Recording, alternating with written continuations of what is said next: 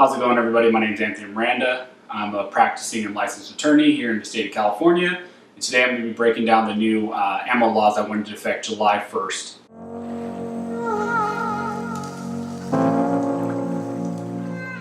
So starting July 1st, Californians are now under the new ammo laws. Effectively, whenever we go in to purchase ammo at any store, we are subject to what's called an eligibility check. It's not necessarily an eligibility check, but that's just what the California DOJ is calling it. It's essentially a background check.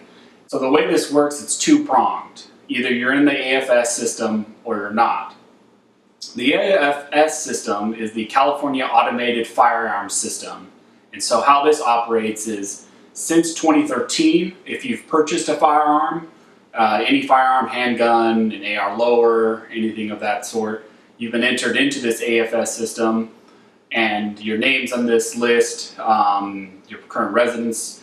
And so if you're on this AFS system and you go into any place where you can purchase ammo, they are going to take your ID, and I'll be covering some of the ID aspects that have caused some confusion, but you hand them your ID and they essentially run a background check on you, or what they call an eligibility check.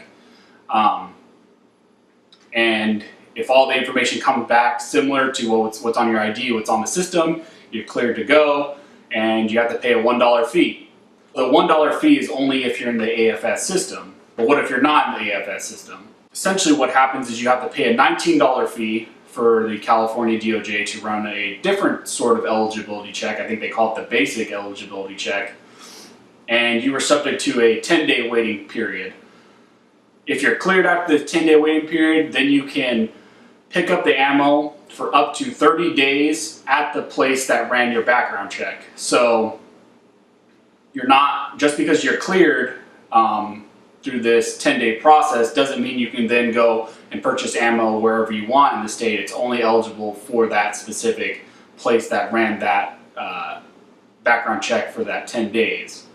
After the 30 days, I guess if you don't use it, you lose it. And this specifically affects people who are out of state, who come into the state of California, who are potentially looking to purchase ammo, maybe for a 3-gun competition or something of that sort. So that's where this is going to have the biggest impact, is not necessarily for California residents. It does affect California residents because we are still subject to this all the time when we purchase ammo, but it also affects out-of-staters who come into California who are potentially looking to purchase ammo.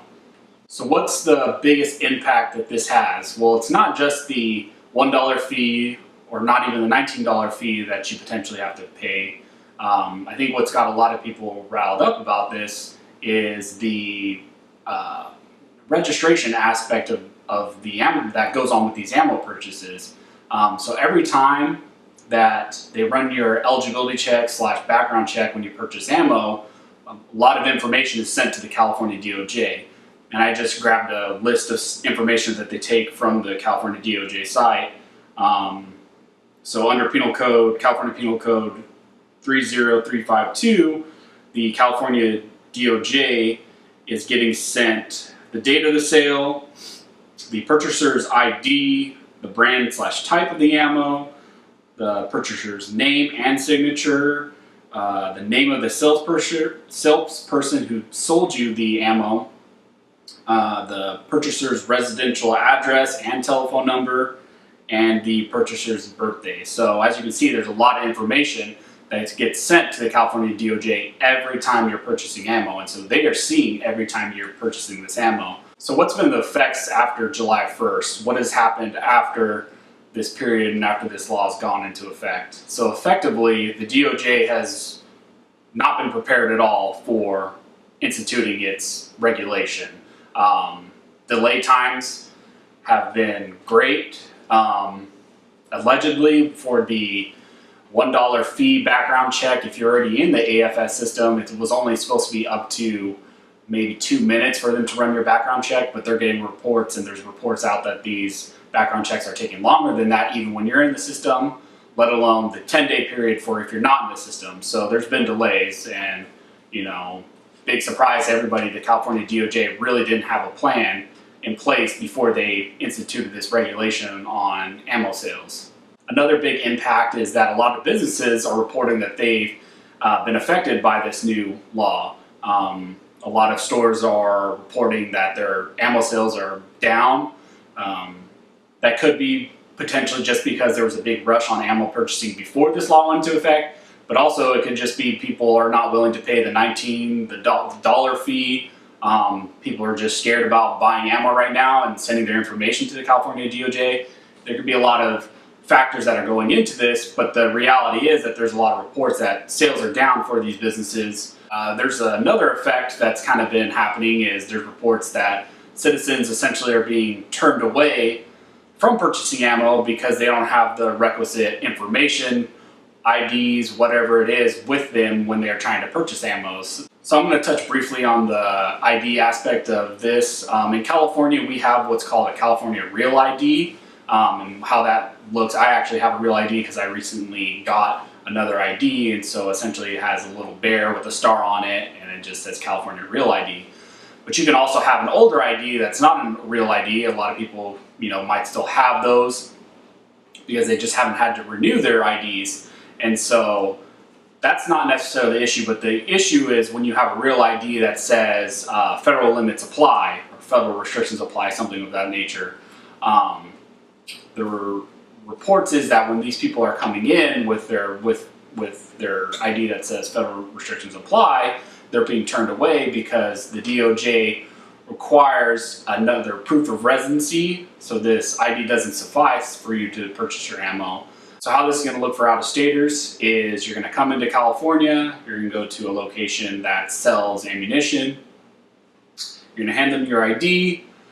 They're going to run your eligibility check / background check. So it's really a background check. We all know what it is. I'm just calling it an eligibility check because that's what the California DOJ calls it. And if you happen to be searching it, you're going to get the information by searching eligibility check. They don't call it a background check.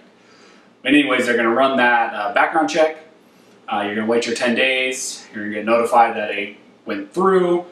You're going to come back, they're going to hand you an ammunition transaction number, and that's good for 30 days for you to purchase ammo at that location that you applied for. So you can't just go to another store, it's only good for that 30 days at that location. So it does still have a big impact on out-of-staters, especially you 3-gunners or anyone else who's coming into California who is looking to do something firearms related and you need to buy ammo.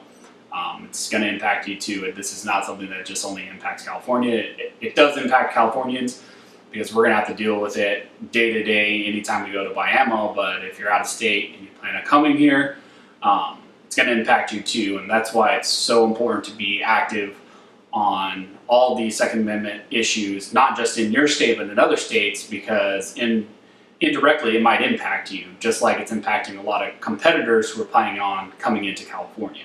So a little caveat, there is a injunction that's going to be sought by, I believe, the NRA or in association with the NRA. They weren't going to seek the injunction until the July 1st date actually hit and the ammo law went into effect to have standing on the issue to seek the injunction. But an injunction is going to be sought or has been sought. I haven't double checked, but I know as of like July 5th, the NRA was saying that they were going to file an injunction. The injunction is going to be heard by the same judge who heard the high-capacity magazine section of Proposition 63, who issued the injunction on it, or found it unconstitutional, leading to Freedom Week here in California. So that same judge is going to hear this, so we're hoping that he will issue the injunction and we have to deal with this ammo law until it's actually heard. But, that's just an update, and I'll keep you guys updated as that kind of develops.